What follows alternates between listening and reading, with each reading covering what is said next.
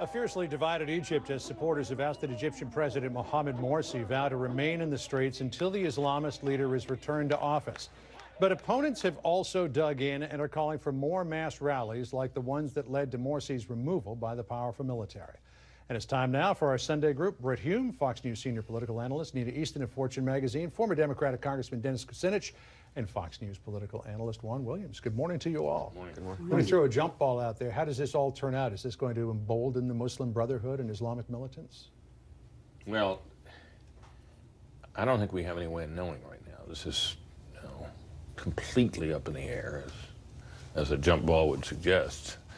And I would say that the question for Americans is whether this administration's policy is designed to bring about the desired outcome, which would be a kind of a peaceful and stable Egypt on the path to democracy. You know, the president said the other day, John, that speaking of this military coup, and that's what it was, that this is part of the quote, transition to democracy. When the military throws an elected leader out of office and takes charge of the government and begins locking up the leaders of the previous government and its adherents, that's a very peculiar way to describe it, to call it part of a transition to democracy. So and let's suppose, for example, we ended up with Mohammed el-Baradei. Now, people are speaking in glowing terms of him. That's not going to happen. No, it looks like it's not as final as it looked yesterday. But here's a man who has been no great friend of the United States. He's been, when he was head of the UN Weapons Agency, he gave us fits in the effort to deter Iran from its nuclear program, just to cite one example. He's a kind of international bureaucrat that some people love. But so there are a lot of bad outcomes here. And it's not at all clear to me we can get to a good one, but we need to figure out as a nation and as an administration what's really going on over there. Yeah, how do you think the president's been handling this? Well, he's been handling it by saying we're not taking sides, and perhaps we should be asking the question, should you be taking the side of democracy? Yes, Morsi was inept. Yes, he was not an inclusive. He had a lot of authoritarian tendencies.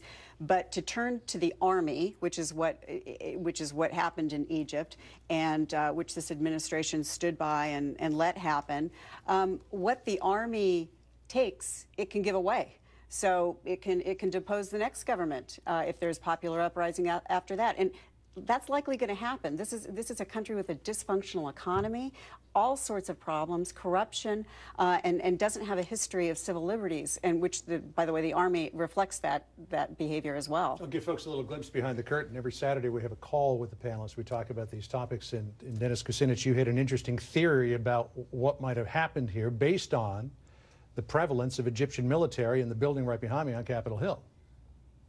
Through 16 years in Congress, the only military which consistently visited my office, and I would say I didn't have a special privilege, or all over Capitol Hill, the Egyptian military. Now, why do they do that? Because the Egyptian military gets more than 70% of the U.S., of this budget comes from U.S. taxpayers. So we have an enormous influence on what the Egyptian military does. And to pretend that the White House is staying aloof from this doesn't pass the straight face test, frankly. So we have to understand that we are playing a role here, that there was a military coup, that the military is getting backed financially by the U.S., and unless, as Senator John McCain said, that we pull that aid, we will have been instrumental in helping not just this coup, but as Nina implies, perhaps the next one. We cannot tell Islamists that we want them to pursue democratic traditions if, in fact, when a democratically elected government who happens to believe in Islam is suddenly dislodged in a coup by a military which is strongly backed by the United States. So, Juan, should we pull our aid from Egypt's military? No, I think that would be self-defeating. Obviously, we want to exercise the leverage we have there. The reason that we give the Egyptians so much military aid is, in fact, because it's in our national interest. It's in our national interest in terms of looking at that region, looking at Israel, trying to hold off what's taking place in Syria, what's taking place in Iran. Absolutely, it's the case that Egypt is an important ally to the United States. That's why we need it to be stable. But let's not, have any illusions here. While Britt may think that el-Baradei is no friend to the United States, the Islamists in Egypt see him as a secularist, a guy who spent most of his time in the West, in New York and London, and they fear him. That's why yesterday they said they'd pull out of any coalition if el-Baradei was part of it.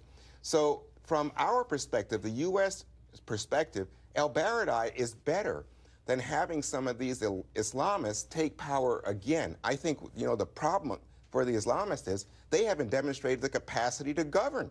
And I think that's what the Egyptian people say. But neither have any of these opposition parties either, because they're so horribly organized they couldn't get it together. Well, the only institution that has the ability to govern there is the army, which is hugely popular. And that's the institution that's been in power, and that's the institution that the public has turned to guide a democracy, which is probably not the direction you want to go if you really want a democracy. And if you're not going to use military aid as leverage to move a country towards a democracy, an inclusive democracy, what do you get? You're just not going to have any leverage? You're not going to use your leverage? That's what I'm saying. I think we have to use our leverage, and that's why I say I don't have the kind of inhibitions that I'm hearing from some of you about saying to the military, here is what's in the U.S. interest. We, as Congressman Kucinich said, we put money in there, and we put it in for a very real reason, which is that we want influence. It's time to exercise it. We've got a new team in place at the White House with Rice, Hagel, and Kerry, and they are trying right now. They tried to get Morsi to make a deal to be more compromising. He refused. Don't mistake it. He's not a good guy. Look, whether you should make the decision to cut off aid now or to keep it going is really two sides of the same coin. It is a way of exercising the influence that the aid provides. Something we apparently have failed to do during Morsi's reign, and believe me, Morsi and his government and military were just as dependent on the aid as any current or future government will be. So, and remember that a lot of that aid has to do with the treaty, particularly the treaty with Israel, which was a milestone, and very critical in the Middle East, and has definitely helped.